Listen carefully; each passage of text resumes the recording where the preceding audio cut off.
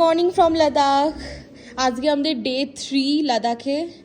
আমরা আজকেও ব্রেকফাস্ট করতে চলে এসেছি। ব্রেকফাস্টে তো বুফে আছে, সেখান থেকে আমরা নিয়েছি এই যে কলা, সবজি, আর এখানে এটা উপমা, মশালা অমলেট, আর গরম গরম পুরি ভেজে দিয়েছে, আর চাটা আসছে। তার সাথে আর কিছু নেবে? ব্রেড নেবে আজকে? হ্যাঁ, এইগুলোই থাকুক।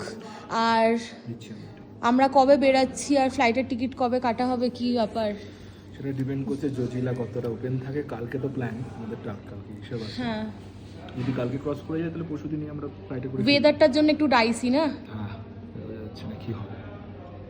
কেমন সবজিটা? কালকে তো আমি খেয়েছিলাম আলু পরোটার সাথে। এই সবজিটা খুবই টেস্টি লেগেছে আমার।